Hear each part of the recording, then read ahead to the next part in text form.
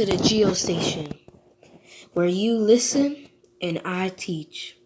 Today we are going to get into 3 topics: geologic history, managing Canada's resources and industries, and immigration and cultural diversity.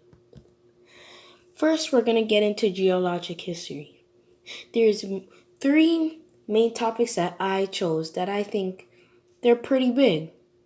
And these are Cenozoic, Mesozoic, and Precambrian. First, let's get into why Cenozoic helped shape Canada. First of all, Cenozoic helped shaped Canada because humans started being made. And when humans start being made, that really helps shape us for fur trade and all our trade companies because we do that. Second, age of mammals. This is like the age of a lot of animals so we can eat, and then just a lot of animals in general. And then last, modern form of evolve. So evolving as human beings and evolving as fishes and animals. Second, Mesozoic. Formation of the Western Cordilleran.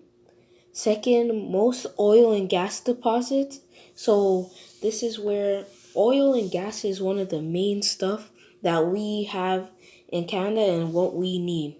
And if you find oil and gas, you could become rich. So this was really good. And second, the first birds and mammals came. And that really helped I'm going to say freshen the air, kind of. And then Cambrian era. The first thing was formation of the Canadian Shield. That is one of our biggest land regions. Second, water started making moves. So this is where water and all fishes stuff start becoming and stuff. And multi-celled organisms like fish. So next, I'm going to talk about how our actions or way of life impacted Canada. So I put for Cenozoic, I put us because we kind of impacted it as putting pollution in the air and kind of made the earth dirty. And food like animals were there. And places to live. So we started making a lot of stuff and like that impacted our lives really good because that was good for shelter. The Mesozoic trees to help with oxygen, so that cleans out the carbon dioxide so we could breathe. And then we use gas for our cars, so the oil and stuff. And we got the sea, we got our oceans. And then Paleozoic, we got fish, and mainly we got sedimentary rocks and insects. So that really helped impact Canada in the future. So next we are gonna go into the second topic: managing Canada's resources and industries. My 3 topics that I chose was exports, imports, and trade balance for how it shapes Canada, our environment. So exports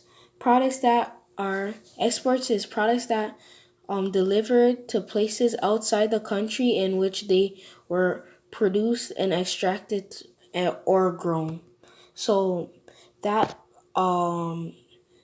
helps us export stuff to many places. Exports is mainly our main export is America. So if we ever need something, that's where we usually export stuff and get stuff. And we export things to get things. So it's kind of like a trade. Next is imports. Products that are produced, extracted, or grown outside a country and brought into the country to be used. This That is just the definition for imports.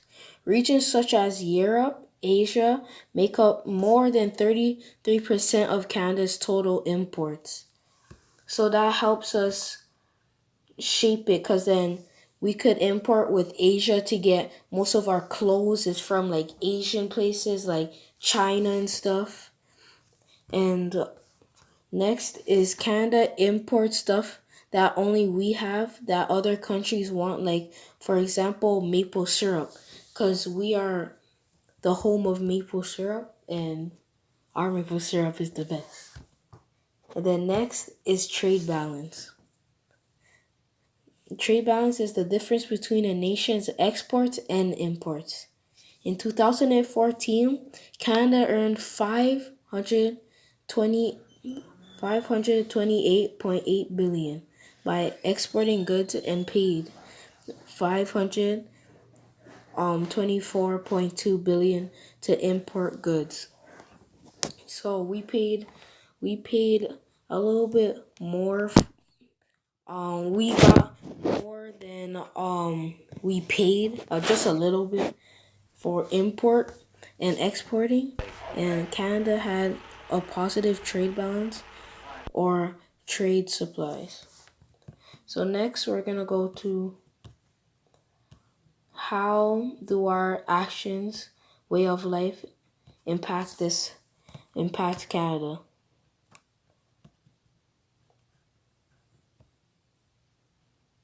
Impact managing Canada's resources and industry.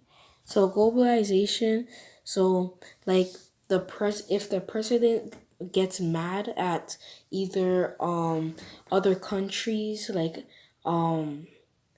South Asia or anything, like the US president, that makes the place angrier and not want to export and thing, and that goes into war, and that really affects our way of life because Asia and stuff has a lot of stuff that we need that US can't give us. So if like our presidents and prime minister keeps doing like dumb stuff, that could impact our lives. And then by which countries trade goods, service, ideas, and even culture around the world at ever increasing rate. So that's the definition for globalization. So flow resource. So solar energy is energy from the sun. The sun's energy is not harmful to the environment, so people can build as much solar panels as they want and not harm the earth. So that is really good and really just good for our environment. And yeah. And next one is wind is also another form of energy that does not harm the earth. So these say impact like help us so our energy we get energy, but at the same time we're not hurting the earth, so it's a win-win for us. Renewable resources. We conserve and replant forests and trees to conserve oxygen and wood, which is probably one of the main resources Canada has in abundance of. And next, food is something no one can survive without by building farms and treating the soil around it properly. Then we can make a lot of food from the same patch of land for years. So that's saying that we don't have to keep harming the earth. We could just use the same thing that we have. And then the last topic is immigration and cultural diversity. A migrant worker, so migrant workers help us help shape our world because they come to work for up to 4 years to help us, and 66% work in Ontario, so they come here, do work, help us, and then just leave. So they're good for our environment and contribute to the economy and send money to families. So we don't have to keep giving them like welfare checks. They have the migrant workers that just come, like, not welfare checks, but like migrant workers come to help, like, feed for their parents or something. So, and then cultural mosaic, a policy that promotes keeping and maintaining people's cultures, language, and religion. So people can keep it and like not be scared to say it. And then multiculturalism policy in 1971 encouraged Canadians to celebrate our diversity. So then next we're gonna go to, this is the last part, how do our actions and ways impact imports, immigrants and cultural diversity. So push factors, reasons that cause people to leave their country. So it push factors make them leave our country. If say we had a war or something, that will push our people away. So we don't want that to happen. And then pull factors, reason, this is why we get like immigrants, because we are like a good country, so we pull people in so they could come work and help our economy. And then we have immigration. Immigration to Canada raises our population, and with more immigrants coming into the country, our population can start to grow again. So will our economic growth. So that's all for our geo stations, and I hope you liked that little part. So I'm gonna hand it on to DJ Khaled to play some nice music for you. See you next time on the Geo Station, and stay earthy. DJ Khaled!